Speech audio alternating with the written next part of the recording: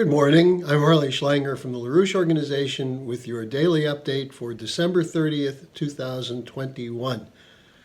I have a few strategic updates for you at the top of this report, beginning with the decision made yesterday that President Biden and President Putin will have a discussion today. This is well in advance of the scheduled January 10th strategic stability talks between Russia and the United States. Putin requested this discussion.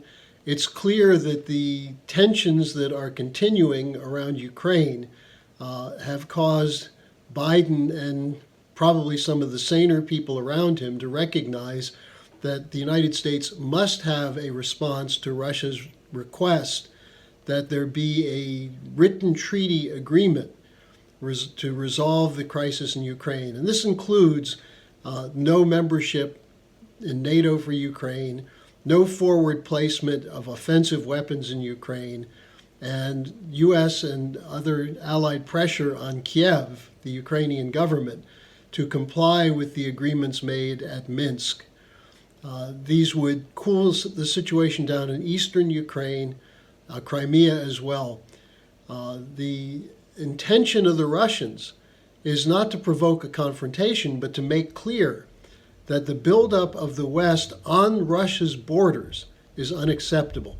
And as we reported over the last couple of weeks, this is a kind of reverse Cuba Missile Crisis where John Kennedy in October 1962 said that not the United States nor any other country can tolerate the deployment of offensive weapons as close as the Russian missiles that were being placed in Cuba.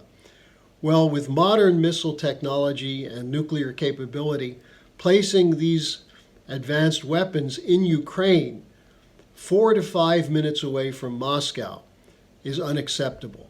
And that's what Putin wants to discuss.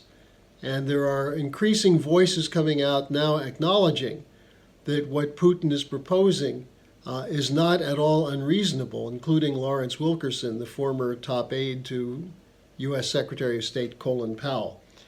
Now, in preparation for this Biden-Putin discussion, the Secretary of State, Tony Blinken, held consultations with the foreign ministers of France, Germany, and the United Kingdom, where they spoke of continued coordination to deter any further Russian aggression. What do they mean by Russian aggression? Russia is moving troops inside Russia, not in Ukraine. It's NATO that's moving troops into Ukraine. So again, you see the posturing coming from the West to place the blame on Russia. And the Russians are very concerned that there will be some kind of false flag operation in the Donbass or an attack, an outright attack by Ukrainian forces that would force a Russian response. But the Russian response would be the justification for harsh and brutal sanctions by saying that it's Russia that's the aggressor. So the continuation of this kind of language is really unacceptable. And hopefully the discussion today between Putin and Biden can add to a process of de-escalation.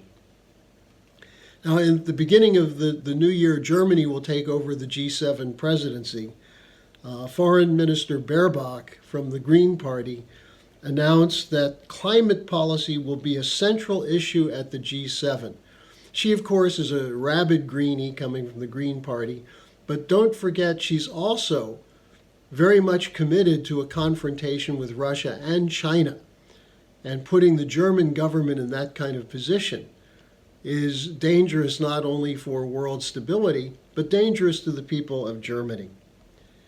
Now, one other interesting thing that developed yesterday was former British Prime Minister Gordon Brown issued a new warning about the situation in Afghanistan. What he said is the West is sleepwalking into the biggest humanitarian crisis of our times. Now, this is something we've reported on. It's an extremely dangerous situation with 9 to 15 million people in the midst of massive food insecurity, with several million facing starvation, including children. Brown is the latest to bring up the hypocrisy of talking about alleviating poverty and improving the conditions for Afghan women and children while conducting a strangulation policy, which is starving those people that you're supposedly trying to protect. The Schiller Institute has initiated a program under Helga Zepp-LaRouche's direction called Operation Ibn Sina to assure the building of a modern health system in Afghanistan as the front end of a commitment to infrastructure development, which is the minimum that should be done after the destructive wars of the last 20 years in which the United States was directly involved, and going back 40 years when Brzezinski lured the Russians into Afghanistan and initiated this latest cycle of violence. So it's 40 years of attacks in Afghanistan. That means a child born in 1979 in Afghanistan has known nothing during their lifetime except war, chaos, hunger, deprivation. So minimally, we should adopt Operation Ibn Sina as a way to not merely mitigate the humanitarian crisis, but to provide the basis for a decent future for every child in Afghanistan. Now let me conclude with a preview of what we're planning to provide you with the best updated intelligence that's available anywhere, including from the Presidential Daily Briefing.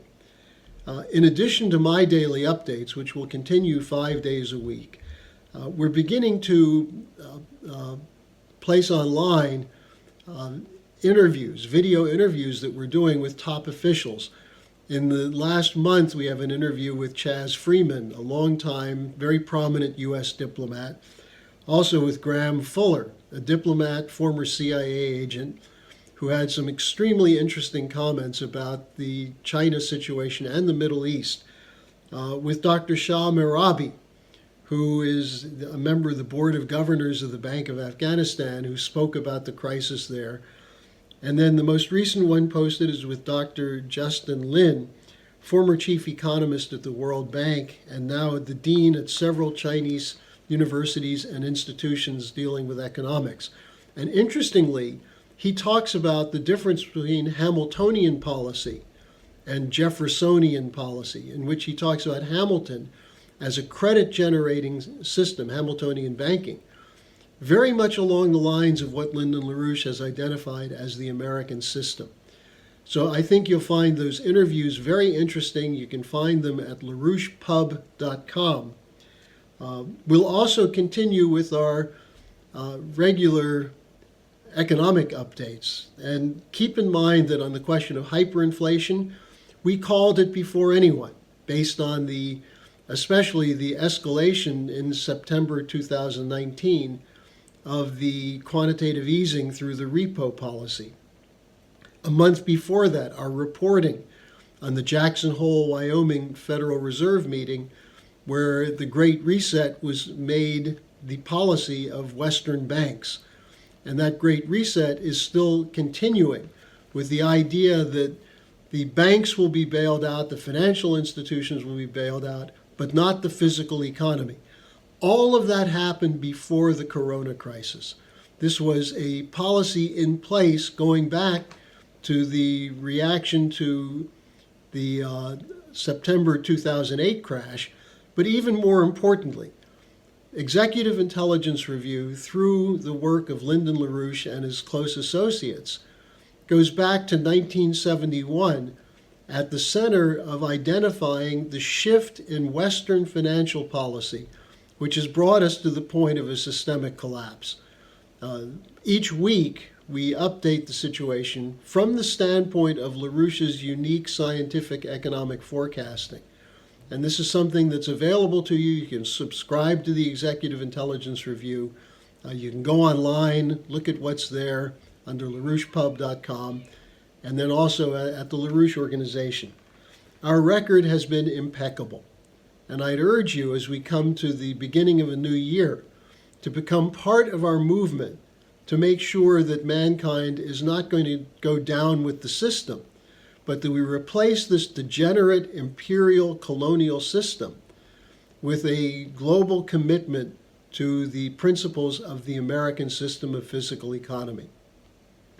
I'm not going to be doing an update tomorrow on December 31st, but I will be back with you at the beginning of next week, and I wish to all of our viewers a calm, reflective New Year's Eve, New Year's Day, and let's move into the new year with a determination to win the fights that have been left unwon over the last 20 years. Thank you, and see you next year.